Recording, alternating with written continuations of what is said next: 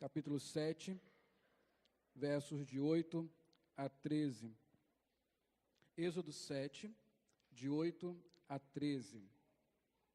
Nós começamos a cobrir os capítulos de 7 a 11, que são os capítulos onde o Senhor, onde são relatadas as pragas, pelo menos as 9 primeiras pragas contra o Egito. O capítulo 7, ele é como se fosse um prefácio para os capítulos que virão até o capítulo 12, onde termina a narrativa sobre as 10 pragas contra o Egito, que são juízos de Deus contra aquele povo. Então eu falei, quando começamos aqui, que eu iria falar sobre o fato do faraó não ter ouvido e como Deus tratou esses juízos e trabalhou o coração de faraó para que ele não ouvisse de fato. Hoje nós vamos ver as 9 primeiras pragas, o que elas significaram, e depois, no próximo domingo, se assim o Senhor quiser e permitir, nós veremos então a 10ª praga e o seu significado. Êxodo 7, de 8 a 13, ele servirá para nós como base, para nós estudarmos as 9 pragas primeiras, as 9 primeiras pragas. Como nós não vamos ler todos os 4 capítulos, seria impraticável e contraproducente para nós, vamos estabelecer-nos aqui e a partir daqui nós vemos o que temos em cada uma das pragas, sempre que for necessário. Êxodo 7, de 8 a 13, nos diz assim: Falou o Senhor a Moisés e a Arão: Quando o faraó vos disser, fazei milagres que vos acreditem, dirás a Arão: toma teu bordão e lança-o diante de faraó, e o bordão se tornará em serpente. Então Moisés e Arão se chegaram a faraó e fizeram como o Senhor lhes ordenara. Lançou Arão o seu bordão diante de faraó e diante dos seus oficiais, e ele se tornou em serpente. Faraó, porém, mandou vir os sábios e encantadores, e eles, os sábios do Egito, fizeram também o mesmo com as suas ciências ocultas, pois lançaram eles cada um o seu bordão, e eles se tornaram em serpentes. Mas o bordão de Arão devorou os bordões deles. Todavia, o coração de Faraó se endureceu e não os ouviu como o Senhor tinha dito. Antes de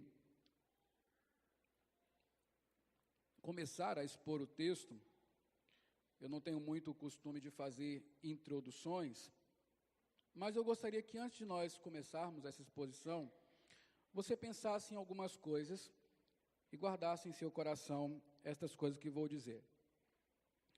Fatos que estiveram presentes no decorrer da semana em nosso país. Menino que matou os pais, um garoto de 13 anos, suspeito de chacinar os pais, a avó e a tia-avó, e eu sinceramente espero em Deus que isso não se confirme, mas é plenamente possível que tenha acontecido da forma como a polícia está dizendo. Já aconteceu em outros lugares e, infelizmente, crianças de 13 anos já têm capacidade para elaborar um crime daquele e executá-lo. Nós já vimos isso acontecendo. A outra coisa, o caso Nardoni. Um dado novo surgiu nessa semana. Provavelmente a menina não foi estrangulada com outra coisa, o que dá um requinte de maior crueldade ao seu assassinato. Hoje, em nossa capital, houve uma parada gay, coisa que está se repetindo em todas as capitais do país, ou quase todas. E eu queria que você pensasse nestas coisas, que você guardasse isso, e depois tentasse fazer uma associação com o que vamos falar aqui, com o que o texto vai nos dizer, e com essas coisas que estão acontecendo aqui em nosso país. Pois bem, vamos começar falando sobre as pragas. Esse texto que nós lemos é o que dá início a todo o processo de juízo sobre o Egito. Depois desses versículos, o que você vai encontrar é justamente o relato da primeira praga, que é quando o rio foi transformado em sangue. Então, já que nós não vamos ler cada um dos textos, eu quero só informar para os irmãos quais foram as pragas. A primeira praga foi o rio se transformar em sangue, o que trouxe uma série de constrangimentos, porque não havia água potável, as pessoas cavavam, não tinha água limpa, os potes dentro de casa também se transformaram em sangue. Enfim, o rio cheirou mal, os peixes morreram. Para um país que dependia do Nilo, do seu rio, você imagine quanto foi constrangedor e incômodo, e grave também, né, o rio ter se transformado em sangue. Após isso, lá no capítulo 7, a partir do verso 26 até 8:11, é a segunda praga, são os sapos, as rãs, que tomam conta do Egito. Passa-se um tempo, as rãs morrem, mais uma vez, elas apodrecem, a cidade cheira mal, o país cheira mal, não apenas o Nilo. Depois disso vem uma praga, que aqui na nossa Bíblia está piolhos, mas é mais provável que tenha sido uma praga de mosquitos. Mosquitos que provocavam até certas enfermidades. E nós vamos ver isso nas outras pragas. A quarta praga foi a de moscas. E eu, sinceramente, se eu fosse o faraó, eu falo lá em casa, eu já desistia na praga das moscas. Desde abril, nós estamos sofrendo com moscas lá em casa. Graças a Deus, esse mês deu uma trégua. É horrível, eu já teria desistido há muito tempo. Já tinha me convertido, Mas foi uma praga de moscas, né? Provavelmente associada à putrefação lá dos anfíbios, dos sapos e tudo mais. Juntou um monte de mosca e tomou conta do Egito. Depois disso, veio uma peste sobre os rebanhos. Os animais do Egito morreram. E provavelmente essa peste foi causada pelo mosquito, que picando os animais, provocou essa peste e eles morreram. Depois da peste dos animais, houve uma peste nas pessoas, feridas purulentas. Os egípcios ficaram tomados de feridas com pus dos pés à cabeça, ninguém foi poupado. Provavelmente também os mosquitos que causaram a peste nos animais, causaram também a doença nos humanos. Essa foi a sexta praga. A oitava praga, sétima praga, foi o que está escrito aí como chuva de granizo, mas foi uma chuva de saraiva. Choveu fogo do céu, uma versão em miniatura do que aconteceu com Sodoma e Gomorra. Foi o que aconteceu no Egito.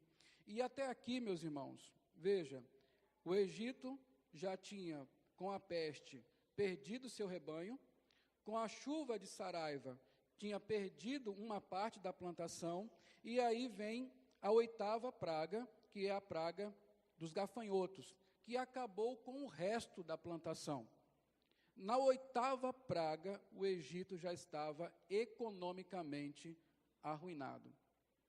E por fim, a nona praga, por fim hoje, né? A nona praga é trevas intensas que tomaram conta do Egito.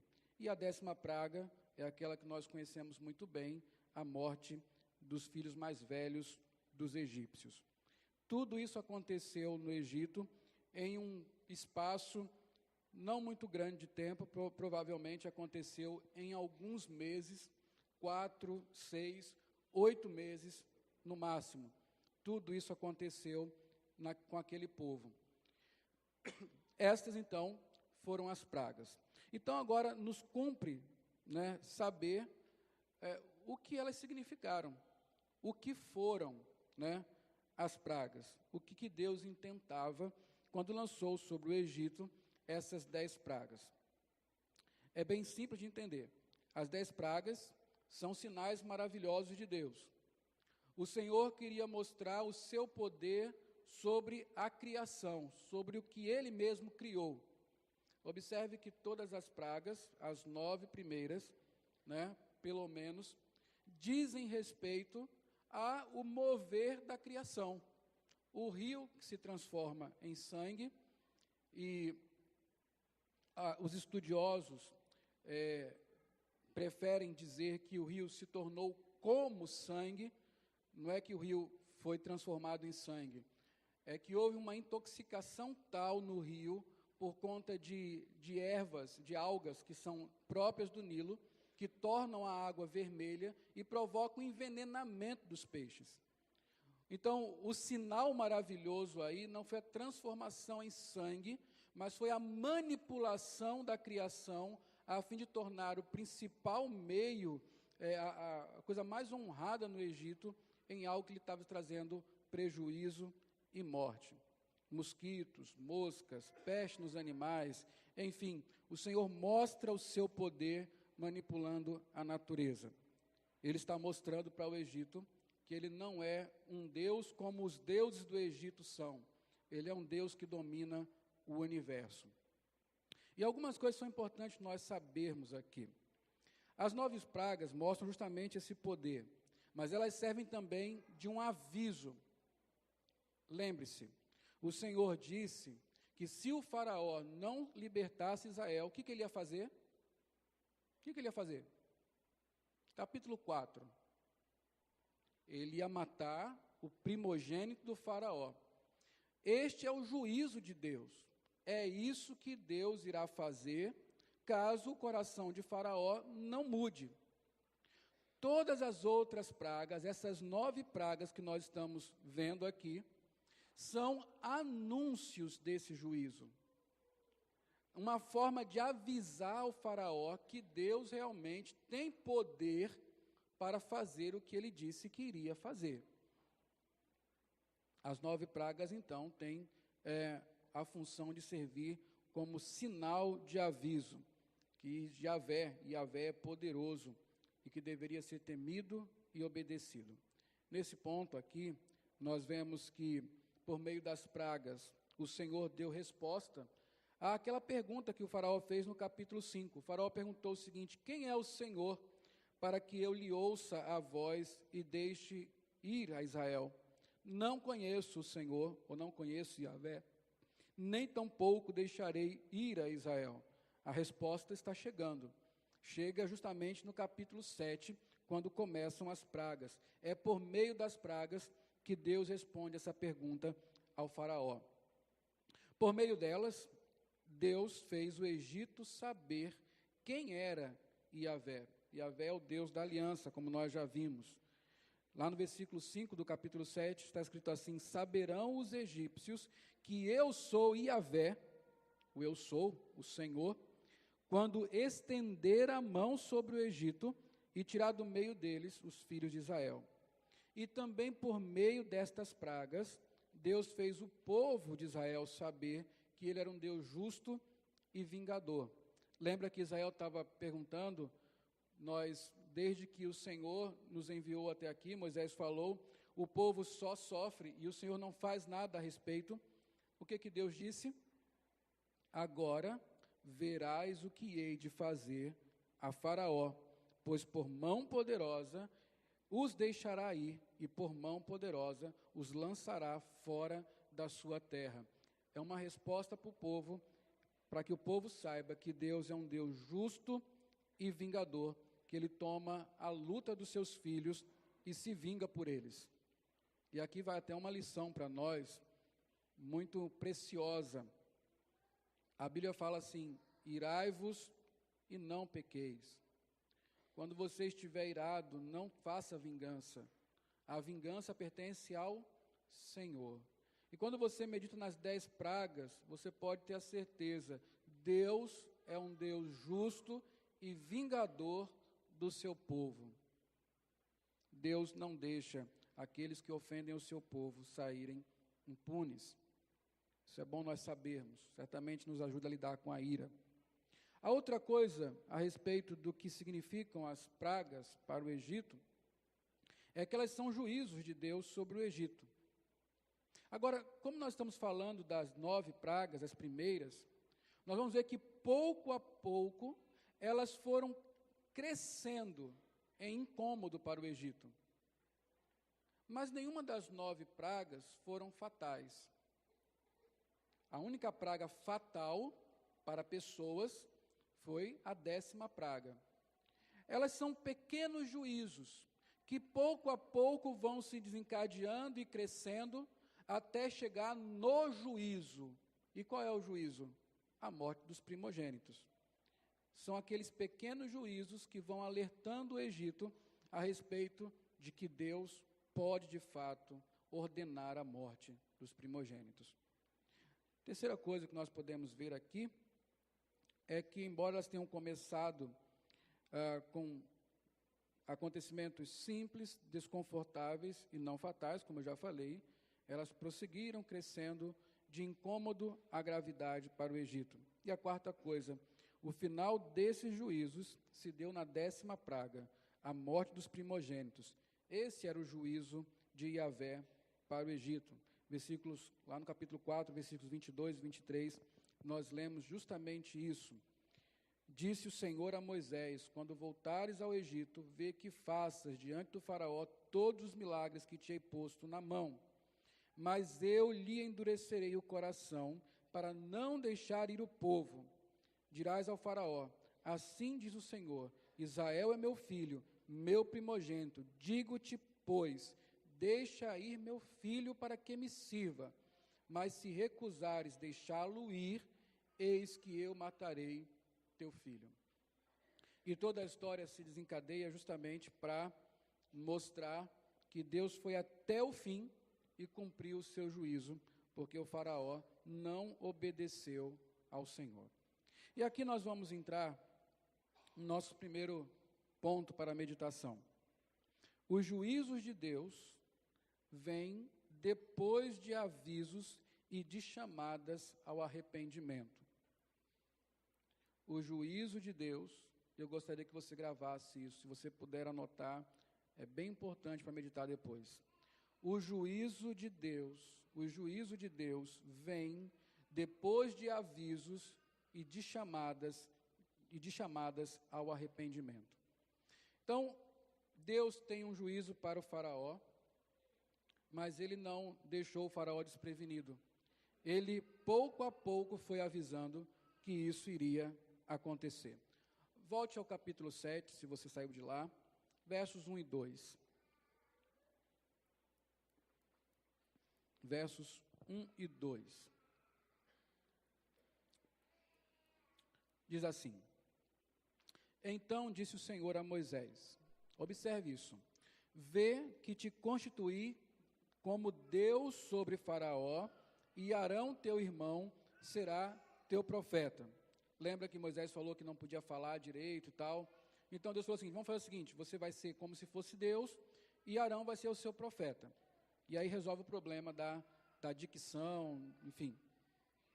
Tu falarás tudo o que eu te ordenar, e Arão, teu irmão, falará a Faraó, para que deixe ir da sua terra os filhos de Israel. Agora vai lá para o versículo 9, do capítulo 7. Quando Faraó vos disser, fazei milagres que vos acreditem, dirás a Arão, toma o teu bordão, lança-o diante de Faraó, e o bordão se tornará em serpente. Então Moisés e Arão se chegaram a Faraó e fizeram como o Senhor lhes ordenara. Lançou Arão o seu bordão diante do Faraó e diante dos seus oficiais. Ele se tornou em serpente. Então, não seria justo dizer que o Faraó foi pego de surpresa pelas pragas. Pelo contrário, antes de Deus pesar a mão sobre o Egito, Deus providenciou o quê? Um profeta. Deus providenciou alguém que anunciou de antemão os seus intentos. Moisés, juntamente com Arão, foram a Faraó e disseram: Faraó, se você não soltar os israelitas, se você não deixar o povo ir para servir a Deus, o Senhor disse que irá matar os seus filhos. Então o Faraó disse para eles: então me façam aí algum milagre para que eu acredite nisso. E aí eles começaram a fazer os sinais. E o primeiro sinal não foi uma praga, foi apenas uma demonstração de poder, quando Deus, por meio de Moisés e Arão, transformou um cajado em serpente. A mensagem foi dada. E até o problema de retórica de Moisés, que diz que não sabia falar, Deus foi cuidadoso em providenciar um auxiliar para Moisés, seu irmão Arão, para que a mensagem fosse transmitida sem nenhuma interrupção, sem nenhuma margem para dúvida ou mal entendimento. O Senhor providenciou um profeta para avisar ao Faraó sobre o que ele tentava fazer. Veja como Deus, ele tem forte em seu caráter a misericórdia. Até mesmo com seus inimigos, mesmo anunciando o juízo merecido para eles, o Senhor providencia avisos e chamadas ao arrependimento. Vamos fazer um tour agora pelas pragas, bem rapidamente.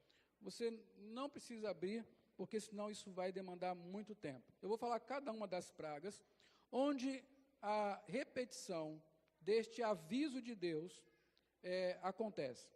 Na segunda praga, está dito assim, 8:1 a 21 é a segunda praga. Diz assim: depois disse o Senhor a Moisés: chega-te a Faraó e dize-lhe, assim diz o Senhor, deixa ir meu povo para que me sirva. Olha a mensagem novamente aí. O Senhor avisou: se recusares deixá-lo ir, eis que castigarei com rãs todos os teus territórios. É anunciada a segunda praga. Mas antes, o Senhor diz para o Faraó mudar o que está fazendo, senão ele será punido. Na quarta praga, a mesma coisa. Diz Deus: deixa aí meu povo para que me sirva. Do contrário, se tu não deixares ir meu povo, eis que enviarei enxames de mosca. Na quinta praga, mais uma vez, Deus diz primeiro: deixa ir meu povo para que me sirva. Se recusares deixá-los ir, ainda por força os detiveres, eis que a mão do Senhor será sobre teu rebanho. A sétima praga continua a mesma coisa: deixa meu povo ir para que me sirva.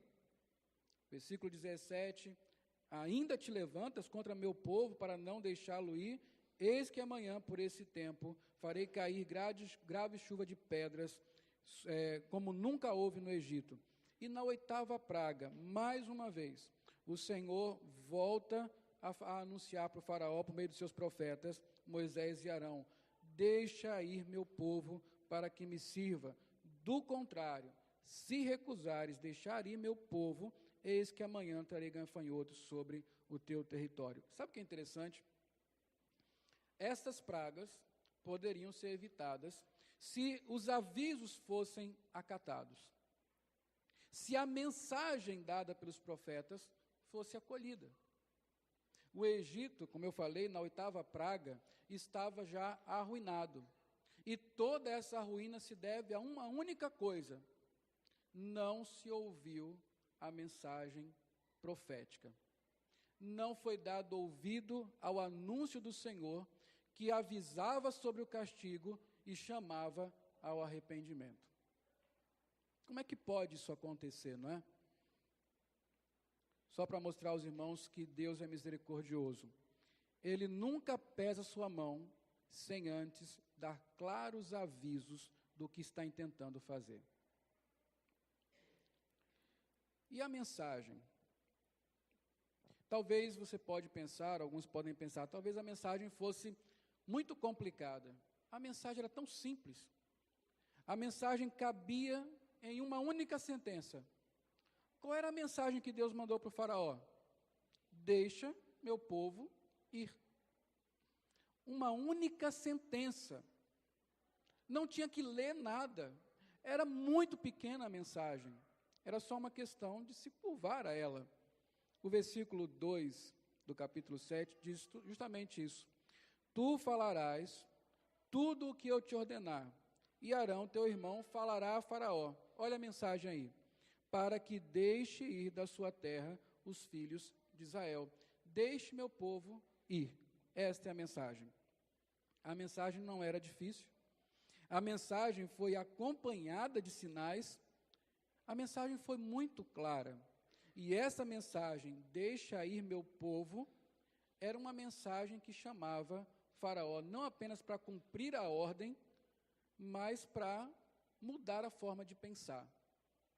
Você sabe que para alguém tomar uma iniciativa e fazer alguma coisa, ele precisa primeiro ou estar com o seu coração convencido de que aquilo deve ser feito, ou deve ser obrigado a fazer. Quando Deus anuncia por meio dos seus profetas a mensagem, deixa meu povo ir, ele está proporcionando ao faraó que mude a sua mente. Ele está dizendo ao faraó, mude a sua maneira de pensar. E mudar a maneira de pensar é arrependimento. O verbo arrependimento na Bíblia fala justamente de mudar a forma de pensar. E quando nós mudamos a forma de pensar, nós mudamos a maneira de agir. Então, queria observar algumas coisas sobre essa chamada ao arrependimento. O que isso implicava para o faraó? Justamente uma mudança de mentalidade. Primeira coisa, para o faraó deixar o povo ir, ele teria que mudar o seu pensamento a respeito de si mesmo. O faraó achava que ele era Deus, o Deus do Egito. E ele se achava um Deus muito poderoso, porque o Egito era uma grande nação. A primeira coisa que ele ia precisar mudar no seu pensamento é que ele não é Deus, Yahvé é Deus. E só Yahvé é Deus. E o esforço de Deus aqui em tudo isso é justamente para que o faraó e o Egito saibam que só Yahvé é Deus. Essa é a primeira coisa que o faraó tinha que mudar na sua maneira de pensar. A outra coisa, ele teria que mudar o seu pensamento a respeito do próprio Yahvé, do próprio Deus. Ou seja, não há vários deuses. Não há um panteão que ajude o Egito, ou que governe o universo. Há apenas um Deus, um único Deus. O faraó teria que sair da idolatria para entrar no serviço a um único e exclusivo Deus, Yahvé, o Eu Sou, o único Deus. Se ele mudasse a sua forma de pensar, sabendo que deveria temer somente a Yahvé e a obedecê-lo somente, ele poderia deixar o povo ir. Ele teria que mudar o seu pensamento a respeito do povo de Deus, dos hebreus. Para o faraó, os hebreus são seus servos. Os hebreus deveriam servi-lo. Isso implica, inclusive, a adoração. Para Deus, os hebreus são o filho dele. É assim que ele se refere aos hebreus quando fala com o faraó. Israel é meu filho. Deixa meu povo ir para que me sirva. A mudança aqui é que os hebreus não foram chamados para servir ao faraó. Eles foram chamados para servir a Deus. O faraó teria que entender isso e mudar a sua mente a respeito de quem eram os hebreus. E a quarta coisa, ele teria que mudar o seu pensamento a respeito do temor a Yahvé. Deixa meu povo ir. Esta mensagem vem seguida de senão matarei o seu filho. É entender aqui que a desobediência, a rebelião contra Yahvé produz graves consequências para aqueles que não se curvam ao único Senhor do universo, Yahvé, o Deus Todo-Poderoso. Se ele mudasse isso, se a sua mente mudasse, se ele entendesse que Deus estava chamando a se arrepender das suas atitudes, ele poderia deixar o povo ir. Mas nós sabemos que o faraó não fez isso. Deixa meu povo ir, preste atenção nisso. É uma ordem dada por Deus ao faraó, para que este se arrependa do que tem feito aos hebreus e submeta-se a Deus. Caso contrário, as consequências seriam, primeiro, desastrosas, 9 pragas, desastres apenas, e depois fatais, morte dos primogênitos. Deixa meu povo ir, caso contrário, eu matarei seu filho.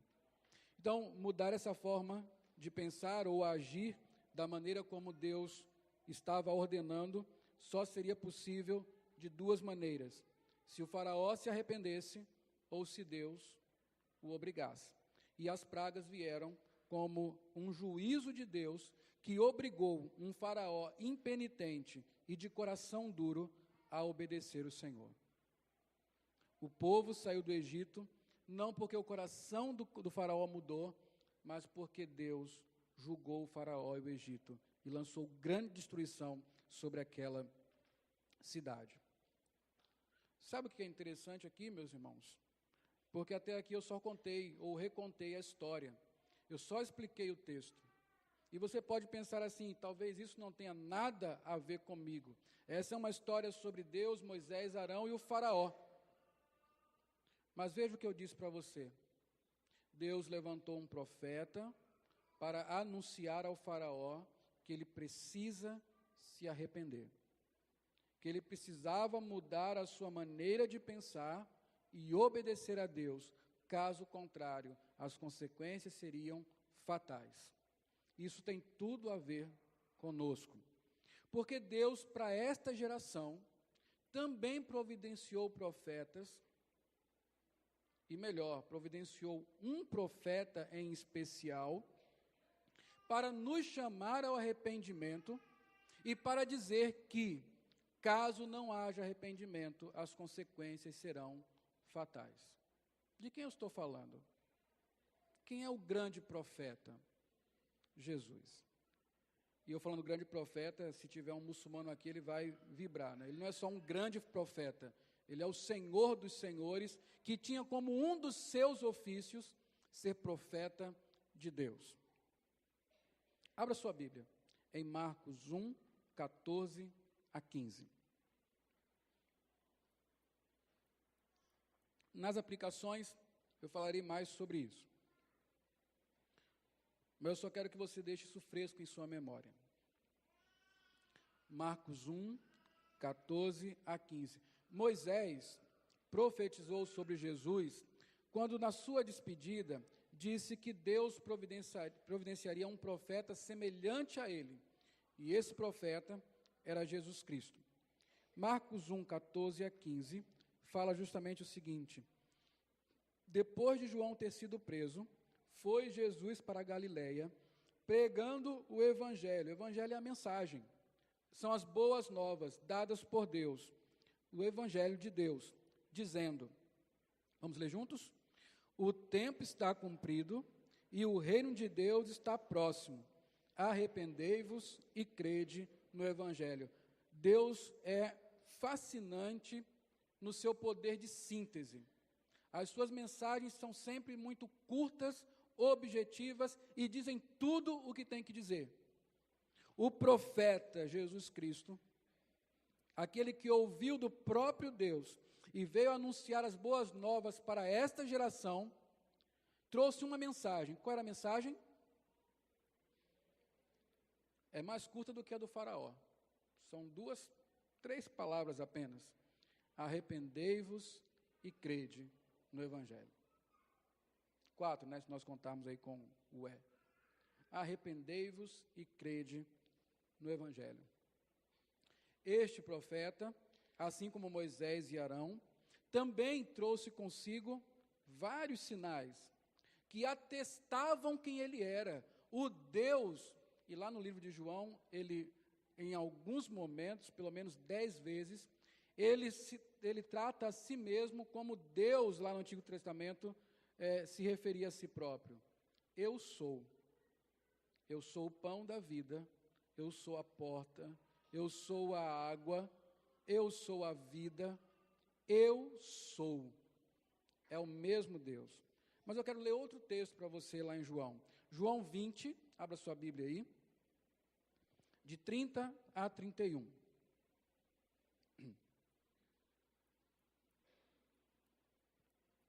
João 20, de 30 a 31. Leia comigo, por favor.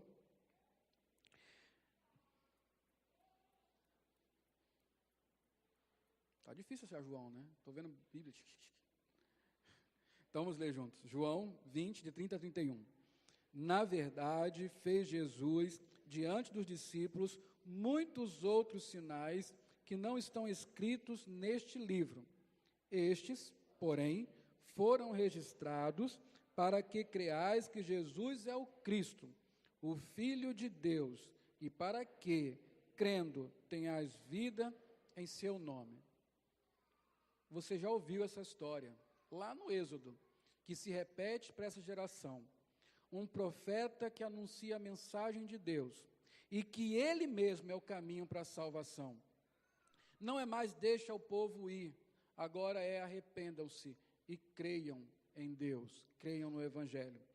E se vocês estão carentes de sinais, o livro de João, os Evangelhos, estão repletos de sinais que atestam que quem é Jesus.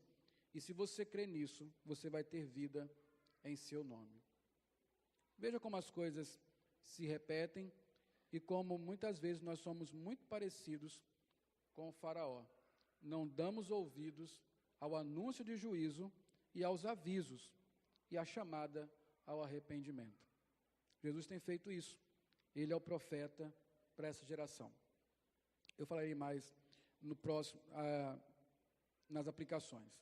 A verdade é, voltando para Êxodo, no capítulo 7, que mesmo com uma mensagem clara, uma mensagem acompanhada de sinais, o faraó não quis ouvir. O faraó não quis ouvir. Êxodo 7, 14, Êxodo 7, 4. Eu só vou ler a primeira parte. Deus fala o seguinte: faraó não vos ouvirá. Agora vai lá para o versículo 13, que é o último versículo do texto que nós estamos tomando como base. O faraó não vos ouvirá, e no final Deus diz assim: todavia, Moisés relata, todavia o coração de faraó se endureceu e não os ouviu, como o Senhor tinha dito. O faraó não ouviu. Por causa do seu coração duro, o faraó não ouviu. Mesmo com a mensagem clara e acompanhada de sinais, o faraó não deu nem atenção ao que Moisés e Arão estavam anunciando. E foi a obstinação, essa obstinação, melhor dizendo, essa desobediência, essa contumácia do faraó, que Deus chama de coração endurecido. O faraó é um impenitente, rebelde, obstinado, quanto mais ele tem um coração duro. Você tem lido comigo aqui que Deus tem sempre prometido, que Deus prometeu que iria endurecer o coração de Faraó. Não é isso? Nós temos aprendido aqui que o juízo de Deus começa não com as pragas, mas começa com o endurecimento do coração do Faraó. Não é isso? Agora, você vai observar uma coisa interessante na narrativa das pragas. Você vai ver, de fato, o que aconteceu no coração do faraó. Êxodo 7, 22. Diz assim, essa é a primeira praga. Porém, os magos do Egito Fizeram também o mesmo com as suas ciências ocultas, de maneira que o coração de Faraó se endureceu e não os ouviu, como o Senhor tinha dito. Quem endureceu o coração do Faraó aqui? Não. Olhe para o texto, seja fiel ao texto. Quem foi que endureceu o coração do Faraó aqui? Ele mesmo. O coração dele se endureceu. Está estranho isso, né? 8:15 é a segunda praga. Vendo, porém, Faraó que havia alívio, continuou de coração endurecido e não o ouviu, como o Senhor tinha dito. E aqui? Quem é o agente do endurecimento? Não tem, ele apenas continuou com o coração endurecido. 8, 18 e 19 é a terceira praga. Mais uma vez, fizeram os magos o mesmo com as suas ciências ocultas para produzirem piolhos, porém não o puderam. E havia piolhos nos homens e no gado. Então disseram os magos a Faraó: isso é o dedo de Deus. Porém, o coração de Faraó se endureceu e não os ouviu como o Senhor tinha dito. Mais uma vez, não está dizendo aqui que Deus endureceu, mas que o coração de Faraó se endureceu. Quarta praga, 8:32. Mas ainda esta vez endureceu Faraó o coração. Quem é o agente? Faraó. 9:7. Quinta praga.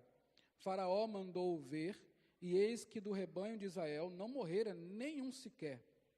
Porém, o coração de Faraó se endureceu, não deixou o povo ir. Vamos pular a sexta praga, vamos para a sétima praga, 9:34.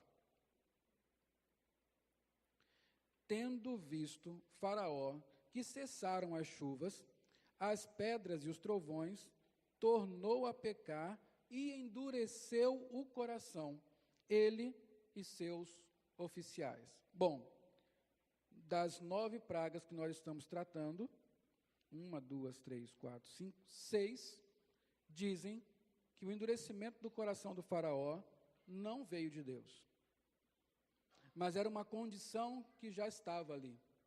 Ele se endureceu, ele continuou endurecido, ele pecou e se tornou duro, enfim, as coisas estavam como sempre estiveram. Mas aí vem o versículo 9:12, que é a sexta praga. O que diz aí? Porém, o Senhor endureceu o coração de Faraó, e este não os ouviu, como o Senhor tinha dito a Moisés. Neste versículo, o Senhor é o agente disso. A oitava praga, a mesma coisa, 10:20. O Senhor, porém, endureceu o coração de Faraó. E lá em 10:27, a nona praga, o Senhor, porém, endureceu o coração de Faraó. Em 3 pragas é que há um relato de que Deus é o agente do endurecimento. Eu queria que você entendesse isso aqui. Porque muitos de nós costumam pensar que Deus é realmente injusto. Como é que ele pede alguém para se arrepender, se ele mesmo provoca no coração dessa pessoa um endurecimento tal que ela não pode se arrepender, que ela não pode voltar atrás? Como é que ele dá uma ordem que ele mesmo impossibilita de ser cumprida? Isso não seria injusto? Certamente seria injusto se Deus operasse algo diferente no coração do Faraó. E aqui eu quero explicar para vocês por que o Faraó não ouviu. Por que o Faraó não ouviu? Nós sabemos que a principal causa é porque o coração de Faraó estava duro. Mas antes disso, o Faraó não ouviu porque ele confiava nos seus sábios. Isso é uma coisa bem interessante nesses relatos que nós lemos aqui das pragas. Quando Moisés apareceu pela segunda vez ao faraó, juntamente com Arão, e eles transformaram o bordão em serpente, o que os magos do Egito fizeram? A mesma coisa. A mesma coisa. A primeira praga, o rio que se transformou em sangue, quando Moisés e Arão fizeram isso, o que os magos fizeram? As mesmas coisas. Depois eles não conseguiram fazer mais. Mas a verdade é que eles fizeram a mesma coisa. E na mente do faraó, ele pensou o seguinte: bom, eles fizeram algo extraordinário, mas os meus magos, os meus sábios, também fizeram. Então quer dizer que o Deus Yahvé não fez grande coisa, os outros deuses também podem fazer. E já que eu estou com esses deuses, eu continuarei com eles. Há um videozinho que as meninas veem de vez em quando, que é sobre Moisés. E quando acontece isso aqui, tem uma musiquinha, um musical. E os magos do Egito começam a cantar: os nossos deuses podem, os nossos deuses podem. Um dia eu chego em casa e elas estão cantando isso, né? Você imagina o susto, né? Que é isso, nossos deuses podem? E elas foram contar para mim a história de que os magos do Egito estavam cantando justamente isso. Os nossos deuses podem também. Então não há por que temer, os nossos deuses podem. Talvez eles não possam reverter a situação, mas se eles conseguem fazer a mesma coisa, é só uma questão de tempo para eles descobrirem como é que desfaz.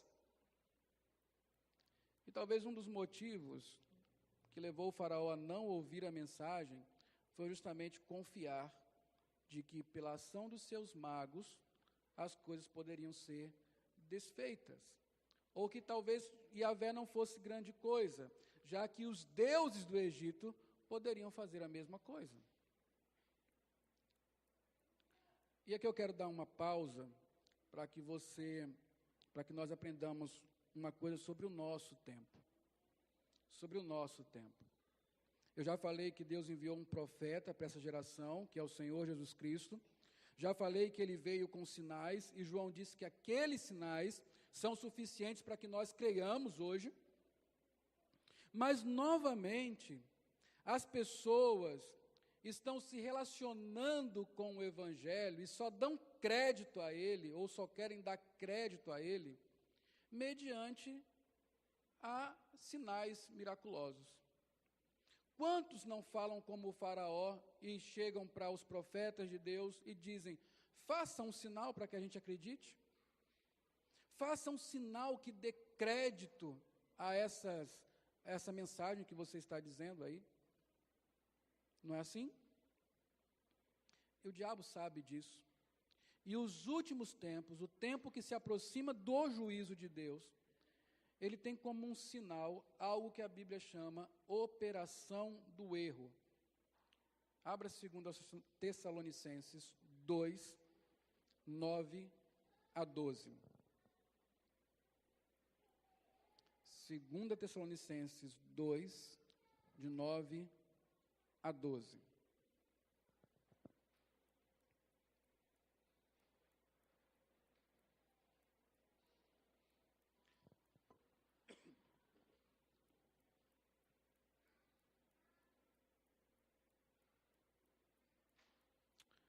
Diz assim a palavra de Deus: ora, preste bem atenção nesse texto, ora, o aparecimento do iníquo é segundo a eficácia de Satanás, ou segundo o poder de Satanás, com todo o poder e sinais e prodígios da mentira, e com todo o engano de injustiça aos que perecem, porque não acolheram o amor da verdade para serem salvos.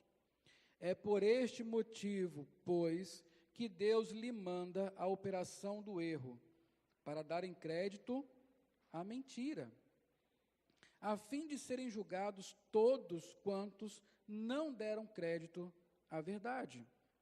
Antes, pelo contrário, deleitaram-se com a injustiça.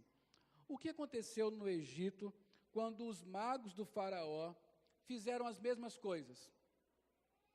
Foram os deuses egípcios que deram poder a ele? Não. Deus mandou a operação do erro. O faraó não queria acreditar na verdade, que Deus iria julgar o Egito. E já que ele não queria acreditar, o Senhor não fez nada para impedir. Ele simplesmente tornou eficaz o poder de Satanás, que usou os magos para realizarem sinais também. E o faraó foi enganado. Esta geração tem sofrido a mesma coisa.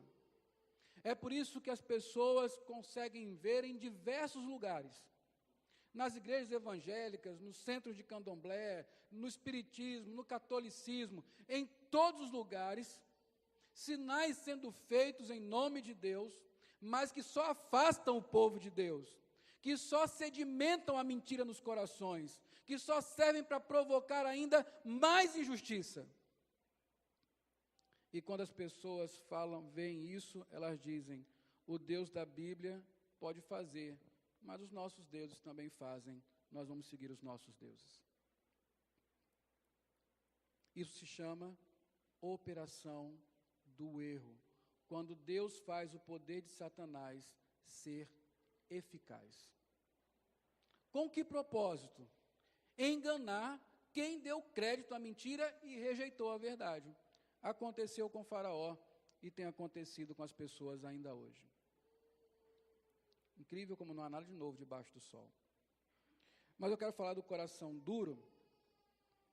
E o coração duro de Faraó não significa que Deus colocou algo novo lá. Quando Deus fala que vai endurecer o coração de Faraó, Ele não está dizendo que colocará uma disposição que não existe lá. Não é que Deus irá obrigar Faraó a fazer coisas erradas, mas Deus não impedirá que ele as faça. O endurecimento não é transformar o coração para o mal, é simplesmente deixar o coração da forma como está, sem freios, o que leva a pessoa a ir de mal a pior. É por isso que, diante de tanta coisa que aconteceu no Egito, o faraó, guiado pelo seu coração, continuou na iniquidade, na perversão e na rebelião contra Deus. Isso já estava lá, Deus apenas não agiu para mudar.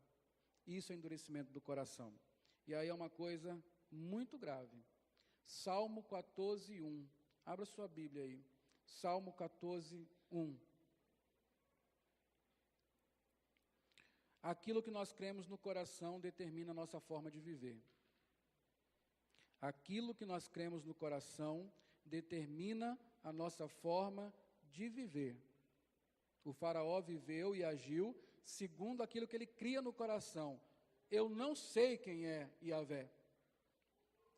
O Salmo 14:1 diz o seguinte: diz o insensato no seu coração, não a Deus. Isso é o que ele crê lá. E como é que isso se processa em sua vida? Corrompe-se e praticam a abominação. Já não há quem faça o bem. Deus, lá em Romanos, diz que vai entregar os homens a seus pensamentos, que é o mesmo entregar os homens aos seus corações. Significa dizer que essa afirmação pística, essa informação de fé que há no coração do homem a respeito de não haver Deus, Deus não fará nada para mudar isso. Deus simplesmente vai dizer: ok, é isso que você crê, então você vai viver segundo a sua fé e você vai sofrer as consequências disso. O que nós estamos falando aqui, meus irmãos, é de um homem chamado Faraó, que cria errado, agia errado e sofreu as consequências dos seus pecados. A despeito dos avisos, a despeito dos chamados ao arrependimento. Tudo estava lá no seu coração. Ele creu errado. Ele disse: não há Deus. E se não há Deus, como alguém já falou, tudo pode. Não há moralidade, não há certo e errado.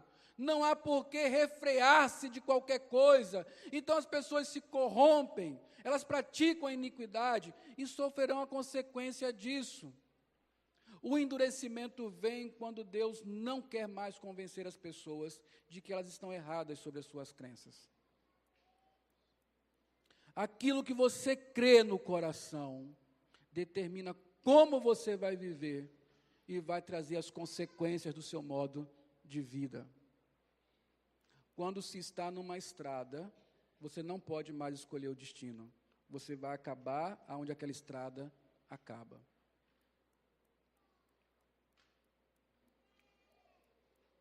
O que você crê de fato? Talvez você creia como Faraó, que Deus não iria matar o filho dele. Mesmo com os avisos vindo, talvez você creia dessa forma. Não há Deus. E o não há Deus aqui é simplesmente, eu não terei que prestar conta a ninguém, não há diante de quem eu tenha que comparecer. Então eu posso fazer o que eu quiser. E foi o que aconteceu com o Faraó. O Faraó, por conta da sua crença, da sua maneira de viver, sofreu as consequências. Quais foram as consequências? Em poucos meses, o seu país foi arruinado. Depois ele sofreu a perda do seu filho mais velho. E, por fim, ele mesmo e o seu exército foram mortos. Tudo como o Senhor havia dito. Mas Deus avisou. E o coração duro o impediu de ouvir. E aqui eu quero fazer as aplicações para as nossas vidas, embora eu já tenha feito algumas. Quais são essas aplicações? São avisos para essa geração. Bom, eu já falei para os irmãos, eu só quero relembrar, que Deus estabeleceu um dia para julgar este mundo com justiça. E anunciou isso por meio de um profeta. Eu vou ler aqui alguns textos só para você entender que isso é verdade, está escrito na Bíblia. Deus estabeleceu um dia para julgar o mundo com justiça. Em Atos, no capítulo 17, Paulo diz o seguinte: ora, não levou Deus em conta os tempos da ignorância. Agora, porém, notifica aos homens que todos, em toda parte, se arrependam, porquanto estabeleceu um dia em que há de julgar o mundo com justiça, por meio de um varão que destinou e acreditou diante de todos, ressuscitando dentre os mortos. Meus irmãos, há um juízo anunciado para esta geração. Assim como houve um juízo anunciado para o Faraó, há também um juízo anunciado para esta geração. Um dia, todos compareceremos diante do tribunal de Deus. Você crê nisso? Lembre-se, aquilo que você crê determina a sua maneira de viver. Um dia, todos serão chamados a prestar contas diante do Senhor. É por isso que, desde sempre, o Senhor está dizendo, notificando aos homens, arrependam-se. Mas muitos homens e mulheres estão ignorando isto. João fala de um juízo iminente.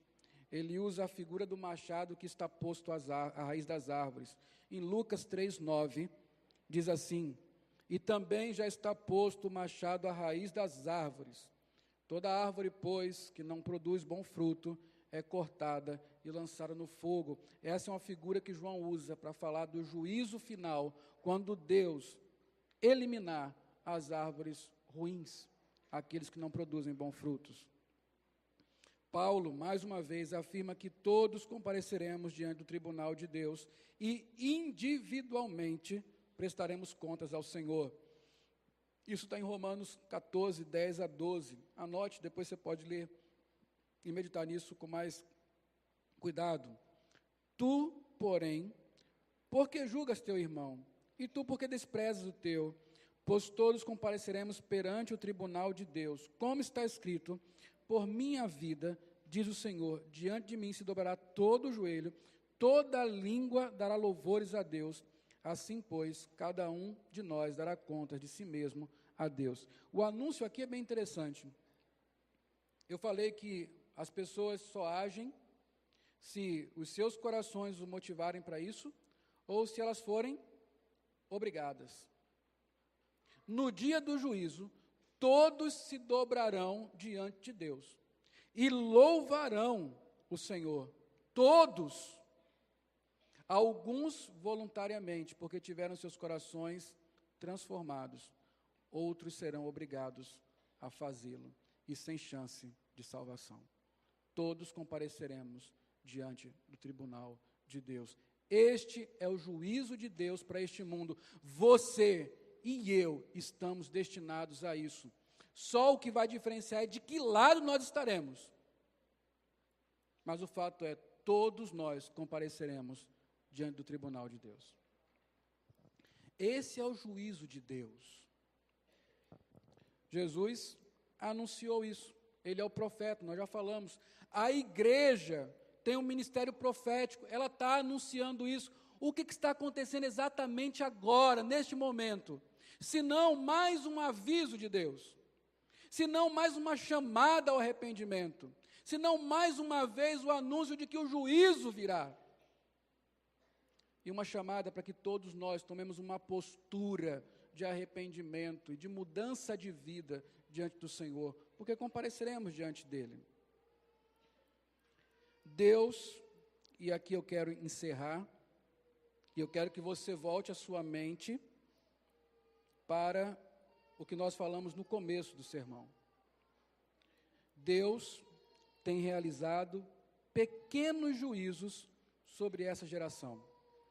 Você já sabe que as 9 primeiras pragas foram pequenos juízos que anunciavam o juízo.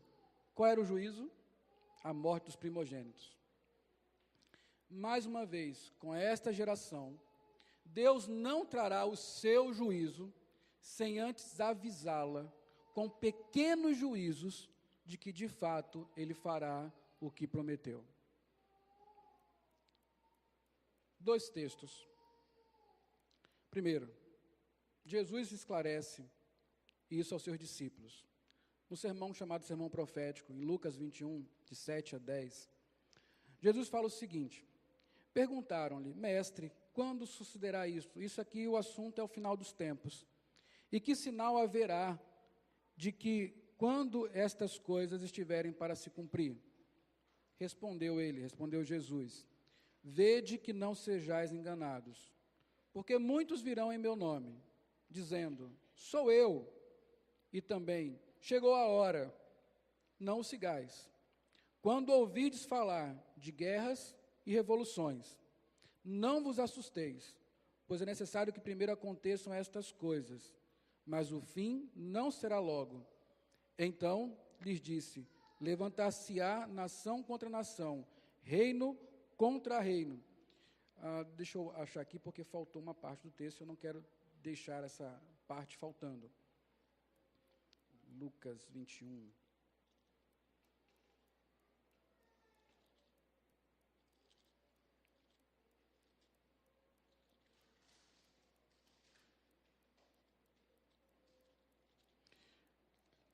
Versículo 10, 21, 10. Então disse, levantar-se-á nação contra nação, reino contra reino, haverá grandes terremotos, epidemias e fome em vários lugares, coisas espantosas e também grandes sinais dos céus. Antes, porém, de todas essas coisas, e aí ele fala da perseguição dos discípulos. Jesus anuncia sinais, pequenos juízos, epidemias, guerras. O Brasil parece que está no fim mesmo, porque tem rebelião, tem pai matando filho, tem filho matando pai, tem tudo acontecendo no Brasil. Epidemias, tudo anunciado. Esses são sinais que virão antes do fim. E você que lê o texto, você que conhece esses sinais, algum deles está faltando? Não. Eu fiz estou fazendo um estudo sobre doenças psiquiátricas. Aqui no Brasil não tem muita estatística, mas nos Estados Unidos tem. 41% das crianças americanas são diagnosticadas com déficit de atenção, hiperatividade. Lá nos Estados Unidos, o déficit de atenção é uma epidemia. E provavelmente é aqui também. Ontem, escutando o rádio, falando sobre diabetes, Diz que a diabetes, quando era criança, eu mal ouvia falar sobre essa doença. Era difícil conhecer alguém com diabetes. A diabetes é uma epidemia no Brasil. Doenças degenerativas. Alzheimer. Você ouvia falar de Alzheimer? Quantas pessoas hoje, próximas de você conhece com Alzheimer? Doença degenerativa. Eu vou falar sobre isso. E o câncer? Uma epidemia. E eu posso listar aqui milhares de doenças, com proporções epidêmicas. Uma criança tem que nascer e ser quase que imediatamente vacinada, para que não seja contagiada com doenças que antigamente foram epidemias, e algumas delas estão voltando. Tuberculose é uma delas. Mas sabe de uma coisa? Nós, como Faraó, pensamos, essas coisas podem ser contornadas. Os sábios do Egito estão dando um jeito. Nós falamos, os nossos deuses podem. São os sinais do fim. São os sinais de juízo de Deus pesando sobre este mundo. E nós não estamos ouvindo a mensagem que chama: arrependam-se. O que uma criança de 13 anos chacinar sua família tem a ver com isto? É profético de que filhos irão se levantar contra pais. O que tem a ver o caso Nardoni com isso? É profético de que pais se levantarão contra filhos. Eu estava pensando nisso um dia desses. Jesus Cristo falou assim: mesmo que uma mãe se esqueça do seu filho, melhor, Deus fala isso lá em Isaías, eu não vou me esquecer de vocês. E essa era a figura máxima. Claro, uma mãe nunca se esquecerá do seu filho, uma mãe nunca abandonará o seu filho, então quer dizer que Deus nunca me abandonará. Só que hoje nós vemos mães jogando seus filhos em valetas, em rios, pais esquecendo seus filhos em carros, os pais estão esquecendo os filhos na escola. Isso não é da vida, isso é sinal do fim. E só não houve quem crê que os nossos deuses podem mudar isso. Não podem. Deus está mandando pequenos juízos que anunciam que o grande juízo virá, e ele é certo. E será, com a graça de Deus, logo. Você está entendendo como é que nós e Faraó temos coisas a ver? Eu quero encerrar meditando em algumas coisas. Melhor, fazendo um apelo. Hoje eu fiz tudo que eu não faço, né? Fiz introdução e agora eu vou fazer um apelo no final. O meu apelo não é apenas para você, mas é para mim também. É que sejamos mais cuidadosos em olhar o nosso mundo. O nosso mundo tem experimentado juízo atrás de juízo, pequenos juízos, catástrofes, guerras, mudança nos padrões de Deus, doenças. O câncer, por exemplo, é uma doença ligada ao padrão econômico que nós estabelecemos. Ouvindo 2 médicos especialistas no Brasil e nos Estados Unidos, os melhores aqui no Brasil e o melhor lá nos Estados Unidos, que tratam diretamente com câncer, incrivelmente perguntaram para eles, 2 repórteres diferentes, qual é a prevenção para o câncer? Ele falou, não existe prevenção para o câncer. Os 2 falaram a mesma coisa, em momentos diferentes. Simplesmente não existe prevenção para o câncer. O câncer está ligado ao nosso modelo econômico. O que é o modelo econômico? Conservante demais nas comidas, produção rápida demais de alimento, à base de hormônios, conservantes, corantes, pesticidas, um ritmo de vida alucinado, e o nosso corpo está pagando por isso. É pecado, não um pecado particular, é o pecado de uma geração que abandonou o modelo de vida que Deus estabeleceu e está pagando o preço por isso. Aquilo que nós cremos determina como nós vivemos e traz consequências disso. Mas talvez você, na sua vida, esteja experimentando alguns juízos de Deus. Talvez você não saiba, não tenha parado para ver como isso. Talvez Deus esteja falando particularmente para você, como tratou particularmente com o faraó. E você tem que abrir os olhos para isso. Com Deus não se brinca. Se nós ouvirmos a mensagem agora, enquanto os juízos são pequenos, nós podemos escapar do juízo vindouro. Se nós ignorarmos os avisos, será tarde demais quando o juízo de Deus vier. É por isso que Ele enviou Jesus Cristo, para dizer: arrependam-se e creiam. Se você fizer isso, há salvação. Se não, você vai pagar o preço. E o preço agora é, não a morte de um filho, mas a morte eterna. Que Deus tenha misericórdia de nós. Amém? Vamos orar ao Senhor.